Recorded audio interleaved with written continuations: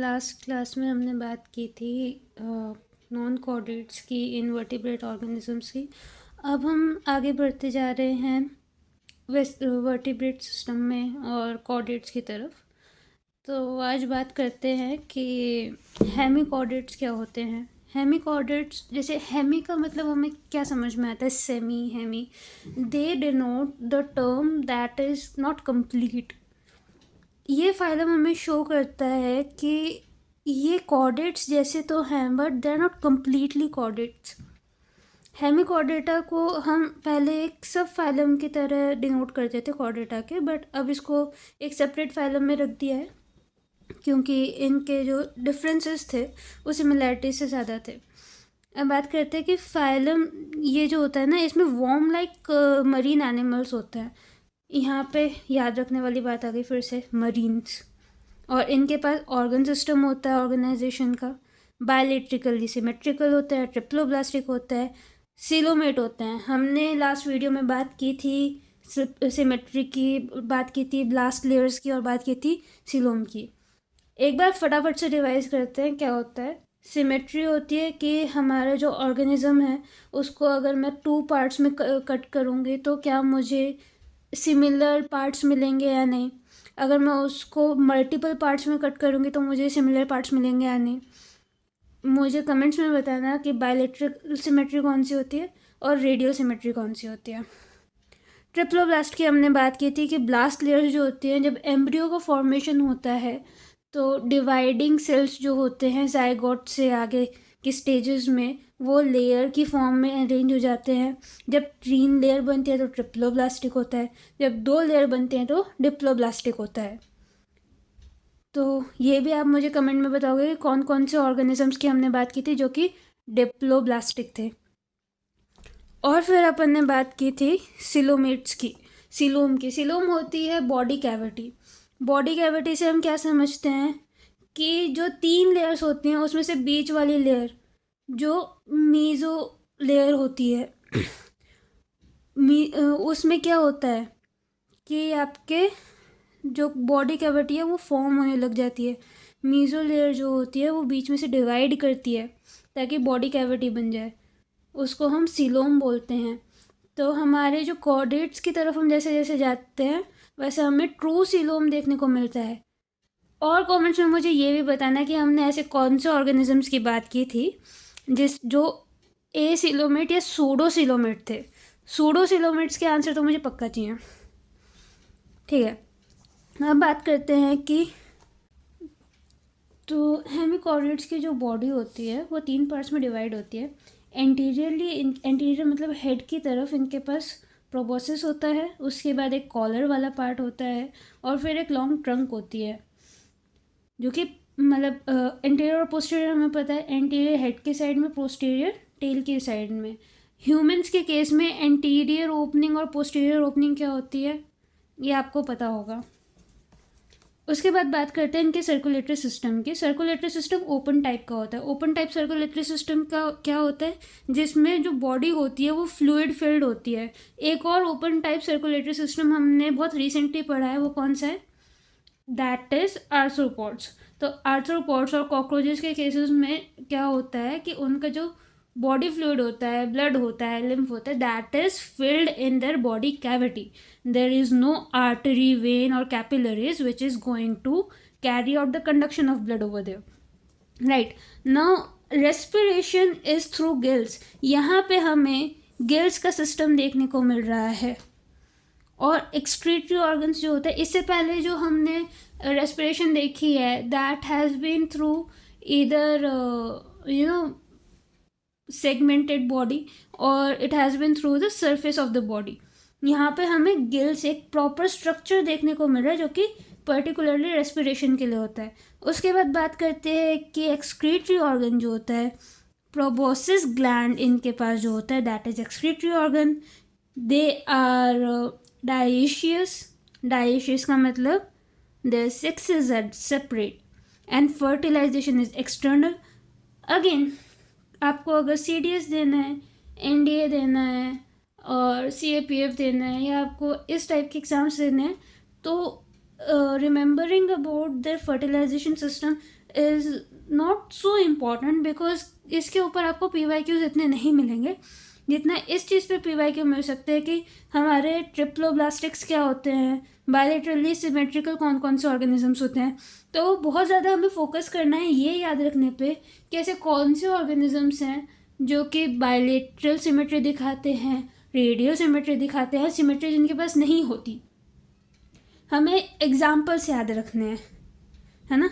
अब जैसे इसके एग्जाम्पल्स की बात करते हैं तो यहाँ पे हमारे पास आता है बेलेनोग्लॉसस और सैकोग्लॉसस। सैकोग्लॉसस यहाँ पे याद रखना, सैक लाइक स्ट्रक्चर, बेलेनोग्लॉसस, सैकोग्लॉसस, ठीक है। और क्या याद रखना है इसमें कि ये मरीन होते हैं। ओके, अब अपन फाइनली आ जाते हैं हमारे कॉर्डेट सिस्टम पे। कॉर्डेट्स, तो कॉर्डेट्स का सबसे पहला कैरेक्टर कि उनके पास एक नोटोकॉर्ड होगी और उनके पास डोर्सल हॉलो नर्व कॉर्ड होगी। डायग्राम के ऊपर चलते हैं और यहाँ पे देखते हैं कि एक डोर्सल हॉलो नर्व कॉर्ड क्या होती है, ठीक है। अब यहाँ पे अपन देखते हैं कि नोटोकॉर्ड आपका ये वाला पार्ट है, ये एक एम्ब्रियोनिक स्ट्रक्चर है, ये नॉन डिफरेंशिएटेड स्ट्रक्चर है किसी एक एनिमल का या फिश का, जिसमें हमें ये दिख रहा है कि इनके पास गिल स्लिट्स होती हैं, इनके पास एक वेंट्रल हर्ट सिस्टम होता है, इनके पास नोटोकॉर्ड होते हैं। नोटोकॉर्ड आगे जाके जो ऑर्गन डेवलप करती है वो हम देखेंगे, ठीक है। फिर यहाँ पे हमें दिख रहा है कि एक नर्व कॉर्ड होती है, ठीक है। अपन इसको ह्यूमन स्ट्रक्चर से थोड़ा सा रिलेट करके देखते हैं कि यहाँ पे हमने पढ़ा hollow nerve cord. Hollow nerve cord का क्या मतलब हुआ, यहाँ पे हॉलो से हमें क्या समझ में आ रहा है, हमारे अंदर हमारे डोर्सल साइड पे, डोर्सल मतलब पीछे वाले साइड पे ऐसा कौन सा ऑर्गन होता है जो कि हॉलो होता है, ठीक है, ये आप मुझे बताना। अब यहाँ पे हमें और क्या क्या दिखेगा, हमें दिखेगी नोटोकॉर्ड, हमें दिखेगी नर्व कॉर्ड, हमें दिखेगी pair pharyngeal gill slits. Pharyngeal मतलब जो आपके फेरिंग्स के पास हो या माउथ की जो कैविटी है उसके आगे की तरफ हो, ठीक है। और बायलेटरल सिमेट्री हमें यहाँ पे दिखेगी, ट्रिप्लोब्लास्ट दिखेगा, सीलोमेट, अगेन सीलोमेट की बात हम कर चुके हैं, ऑर्गन लेवल ऑर्गेनाइजेशन दिखेगा, एक पोस्ट एनल टेल हमें यहाँ पे देखने को मिलता है। अब हमें यहाँ पे टेल का कॉन्सेप्ट दिख रहा है कि ये तो आपका पोस्टीरियर ओपनिंग हो गई, इसके बाद एक पार्ट है जो कि एक्सटेंडेड पार्ट है जो हमें दिख रहा है कि एक पोस्ट एनल टेल है। ये डिफरेंशिएशन टेबल दे रखी है आपको कॉर्डेट्स और नॉन कॉर्डेट्स की, काफ़ी इंपॉर्टेंट है, इससे आपको डायरेक्ट क्वेश्चन मिल सकते हैं, तो ये तो रीड करके जानी है, ठीक है। अब बात करते हैं कि कॉर्डेटा के डिविजन्स क्या हैं। अभी तक हमने एक ओवरव्यू देखा है फाइलम्स का और फाइलम सिस्टम का, कि हमारे फाइलम्स कौन कौन से हैं और उनके एक मतलब जनरल ऑर्गेनिज्म कैरेक्टरिस्टिक्स क्या हैं। पर हम यहाँ पे कॉर्डेट्स की बात डिटेल में करने वाले हैं, हम देखने वाले हैं कि कॉर्डेट्स के आगे डिवीजन कैसे कैसे होता है। कॉर्डेट्स को हमने यहाँ पे 3 क्लासेस, 3 सब फाइला में बांटा है। 3 सब फाइला का मतलब हो गया यूरोकॉर्डेटा, ट्यूनिकेटा और सिफेलोकॉर्डेटा। सिफेलोकॉर्डेट्स को मतलब ट्यूनिकेटा और यूरोकॉर्डेटा जो हैं वो एक ही टाइप के हैं। उसके बाद आता है हमारे पास सिफेलोकॉर्डेट, फिर आता है वर्टिब्रेट्स। तो यूरोकॉर्डेट्स होते हैं या फिर जो ट्यूनिकेटा होते हैं इनको प्रोटोकॉर्डेट्स भी कहते हैं। सिफेलोकॉर्डेटा, यूरोकॉर्डेटा जो होते हैं प्रोटोकॉर्डेट्स होते हैं, एंड ये एक्सक्लूसिवली मरीन एनिमल्स होते हैं। अब यहाँ पे भी हमें ना उतने अच्छे सोफिस्टिकेटेड फीचर्स हमें देखने को नहीं मिलेंगे। इनको भी आप इन एनिमल्स के स्ट्रक्चर को देखोगे तो आपको लगेगा कि मतलब they are not so easy to understand कि उनका कौन सा ऑर्गन क्या है या क्या काम करता है। तो दीज आर एक्सक्लूसिवली मरीन। फिर से ये सिर्फ हमें सॉल्ट वाटर में ही मिलेंगे, हमें सी वाटर में ही मिलेंगे। इनके पास नोटोकॉर्ड लाइफ लॉन्ग प्रेजेंट नहीं होती है। इनकी नोटोकॉर्ड जो रहती है वो लार्वल टेल तक ही रहती है सिर्फ। और फिर सिफेलोकॉर्डेट्स जो होते हैं उनके लिए ये हेड टू टेल एक्सटेंड करती है। यूरोकॉर्डेट्स में नोटोकॉर्ड लाइफ लॉन्ग नहीं होती है और सिफेलोकॉर्डेट्स में लाइफ लॉन्ग होती है। यूरोकॉर्डेट के एग्जांपल्स क्या क्या याद रखेंगे हम? एस्कीडिया, सेल्पा और डोलियोलम।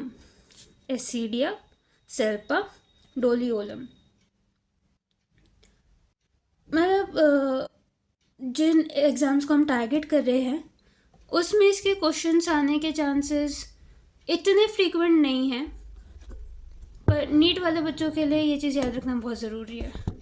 अगर आप फॉलो कर रहे हैं इन वीडियोस को तो ये सीरीज़ आगे प्रॉपर 11th-12th का सिलेबस कवर करने वाली है। मोस्ट ऑफ द पार्ट जो होगा वो एग्ज़ाम पॉइंट ऑफ व्यू से इम्पॉर्टेंट होगा। तो अगर आप NDA, CDS के और FCAT वगैरह टाइप के एग्ज़ाम्स की तैयारी कर रहे हो तो ये एग्जाम्पल्स अगर आप भूल भी जाते हो तो टेंशन वाली बात नहीं है, याद करोगे तो बहुत अच्छी बात है, इंपॉर्टेंट सब कुछ ही होता है। बट हम PYQs के बेसिस के ऊपर बात करते हैं। और सिफेलोकॉर्डेट्स में ब्रैंकियोस्टोमा, एम्फिक्शियस और लेंसलेट, इसके आप डायग्राम्स देखेंगे, इसके आप सर्च करके इमेजेस देखेंगे, आपको पता चलेगा कि ये कौन सी फिशेस होती हैं। ये काफ़ी कॉमन फिशेस हैं, मतलब एंड काफ़ी इंटरेस्टिंग भी हैं। ठीक है, अब हम बात करते हैं आगे वर्टिब्रेट्स की। ये पढ़ने में बहुत मज़ा आने वाला है।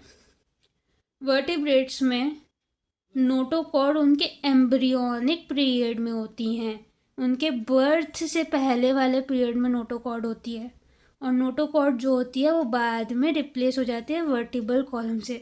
मैंने आपको वीडियो में पहले जब हम कॉर्डेट्स पढ़ना स्टार्ट किया था तब मैंने पूछा था कि जो हॉलो नर्व कॉर्ड होती है उसको वो हमारी बॉडी में रिलेट किस तरीके से होती है वो आप मुझे बताना।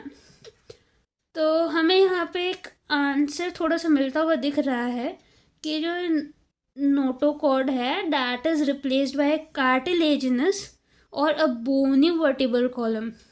या तो ये वर्टिब्रल कॉलम कार्टिलेज का बना होगा या फिर ये बोनी स्ट्रक्चर होगा इन अडल्ट्स।